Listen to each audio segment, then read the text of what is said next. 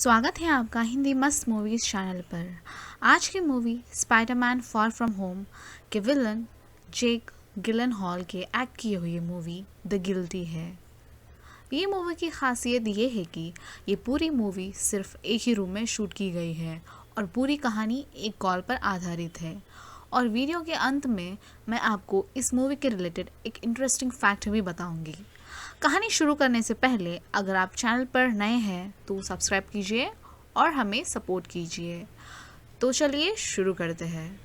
Movie के hero यानी जो यूएसए के 911 इमरजेंसी कॉल सेंटर में काम करते हैं और उन्हें एक दिन एक महिला का कॉल आता है। उस महिला का नाम एमिली लाइटन है।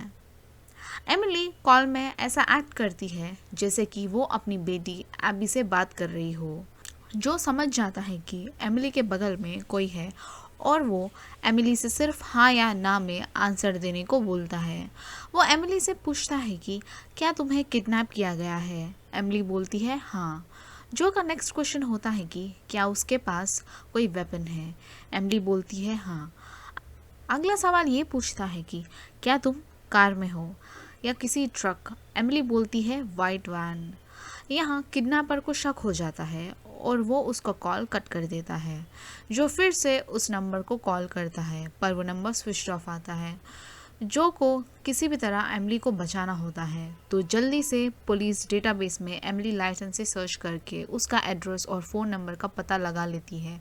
पर जब वो उस फ़ोन नंबर को कॉल करता है तो वो कॉल एमिली की बेटी एबी को लगता है और वो बच्ची बोलती है कि वो पुलिस को पसंद नहीं करती क्योंकि पुलिस ने एक बार उसके पापा को अरेस्ट भी किया था।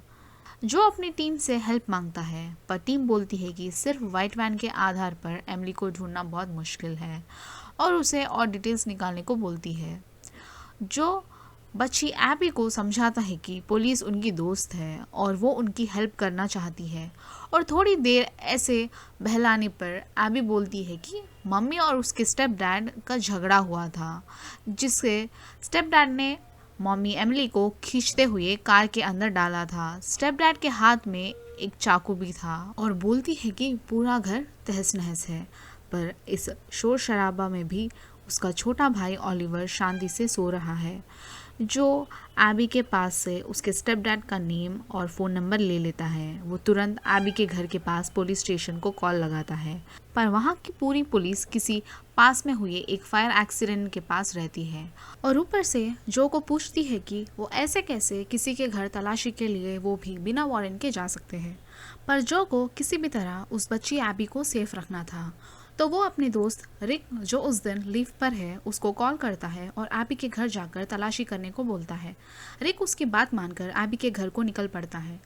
रिक एबी के घर पहुंचने पर देखता है कि पूरा घर तहस नहस है और देखता है कि फ्लोर पर बहुत सारा खून पड़ा हुआ है। वो एबी के छोटे भाई ओलिवर के रूम जाता है और शॉक होता है क्योंकि ओलिवर का पेट कटा हुआ है और वो बेहोश पड़ा है। रिक ओलिवर को हॉस्पिटल ले जाता है। इस बीच में जो एमिली को फिर से कॉल करता है पर उसका नंबर स्विच ऑफ आता है और जो नेक्स्ट क्लू ढूंढने में लग जाता है ताकि वो उस किडनैपर को पकड़ सके। इतने में जो को एक रिपोर्टर का कॉल आता है और वो जो से एक मर्डर केस के रिलेटेड क्वेश्चंस पूछना शुरू कर देती है।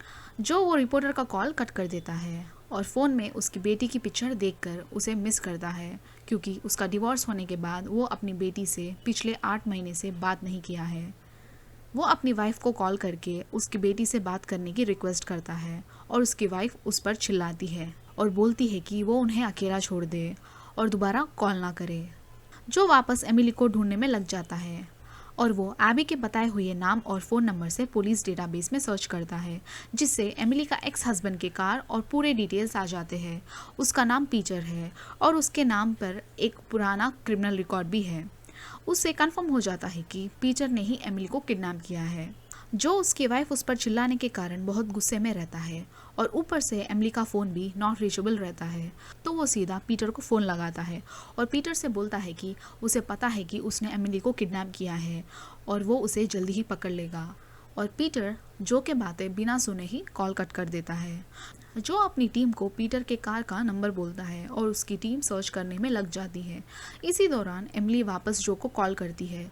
जो उसे भाग निकलने का आइडिया देता है। वो बोलता है कि सीट बेल्ट पहन ले और फ़ोन को पॉकेट में रखकर कार में रहे हैंड ब्रेक सडन से पुल करे, जिससे उस कार का एक्सीडेंट होगा और पुलिस को उनकी लोकेशन का पता चलेगा। एमिली जो के इंस्ट्रक्शन के अनुसार हैंड ब्रेक पुल करती है, पर पीटर जैसे तैसे करके कार को एक्सीडेंट से बचा लेता है। वो एमिली को मारता है और वो बेहोश हो जाती है और उसे वैन के पिछले हिस्से में डाल देता है। थोड़ी देर बाद एमिली को होश आता है और वो जो को वापस कॉल करती है। जो उसे बोलता है कि वो उसके आसपास चेक करे ताकि उसे कुछ चीज़ मिले जिसे वो वेपन की तरह यूज़ कर सके। एमिली बोलती है कि उसके आसपास कुछ भी नहीं है सिवाय एक ब्रिक के। जो उसको भाग निकलने का एक और आइडिया बोलता है। वो ज़ोर ज़ोर से चिल्लाए ताकि पीटर कार रोक के और उसे चेक करने के लिए आए और वो तभी उस ब्रिक से पीटर को जोर से मारकर भाग जाए। वो जो का आइडिया फॉलो करती है और भाग निकलती है। जो बहुत खुश हो जाता है कि उसने आज एमिली की जान बचा ली। वो अपनी पुलिस टीम से बोलता है कि वो एमिली की तलाश में लग जाए। कॉल जारी रहता है और जो बोलता है कि उसके बच्चे एबी और ओलिवर सेफ है। पर यहाँ होता है एक बड़ा सा ट्विस्ट। एमिली बोलती है कि ओलिवर बहुत रो रहा था और उसे डाउट हुआ कि कहीं ओलिवर के पेट में स्नेक्स तो नहीं है। तो उसने ओलिवर का पेट काटा और चेक किया। ये सुनकर जो शॉक हो जाता है। उसी समय जो के पर्सनल नंबर पर उसका दोस्त रिक भी कॉल करता है और बोलता है कि एमिली को मेंटल इश्यूज है और वो एक मेंटल हॉस्पिटल से पहले भी भाग चुकी है। जो बहुत शॉक हो जाता है कि अब तक जिसे वो बचाने की कोशिश कर रहा था वही एक साइको है, क्रिमिनल है और उसने ही ओलिवर का पेट काटा था। जो जल्दी से एमिली को वापस कॉल करता है और उसे एमिली का दूसरा रूप नज़र आता है। एमिली जो की आवाज़ सुनकर रोने लगती है और बोलती है कि उसके हाथ में बहुत सारा खून लगा है और उसने ही ओलिवर को मारने की कोशिश की है। और एमिली बोलती है कि वो बहुत बुरी माँ है और वो उसके बच्चे को मारना चाहती है। कॉल बहुत इंटेंस हो जाता है और जो एमिली को बचाने के चक्कर में बोलता है कि उसने भी कुछ महीने पहले एक आदमी का खून किया था जिसकी वजह से उसके ऊपर भी एक क्रिमिनल केस है। एमिली उसकी कहानी सुनने के बाद कॉल कट कर देती है। जो सोचता है कि एमिली ने ब्रिज से कूदकर अपनी जान दे दी। जो वापस पीटर को कॉल करता है और बोलता है कि उसने पुलिस को एमिली के बारे में क्यों नहीं बताया। पीटर बोलता है वो एमिली को हॉस्पिटल ही ले जा रहा था और उसने पुलिस को कॉल किया था पर पुलिस ने कुछ नहीं किया। जो बहुत उदास हो जाता है। पर थोड़ी देर बाद पुलिस की टीम का कॉल आता है और वो बोलते हैं कि उन्होंने एमिली को सही सलामत पकड़ लिया है। इस समय जो खुश भी रहता है और दुख भी, क्योंकि उसने एमिली को बचा लिया पर अपना मर्डर वाला गुनाह भी कबूल कर लिया। वो अपने दोस्त रिक को कॉल करके बोलता है कि वो कोर्ट में जो को बचाने के लिए झूठी गवाही ना दे और जो खुद ही कोर्ट में पूरी स्टोरी बताएगा। इसी से हमारी मूवी ख़त्म होती है। और अब है इंटरेस्टिंग फैक्ट की बारी। डायरेक्टर ने ये मूवी एक यूट्यूब ऑडियो क्लिप पर बनाई है जहाँ पर एक लेडी पुलिस को हेल्प मांगती है और वो खुद ही क्रिमिनल होती है। डायरेक्टर एंटोनी ने इस ऑडियो क्लिप के आधार पर इस मूवी को बनाया था। तो चलिए जल्दी ही अगले वीडियो में मिलते हैं।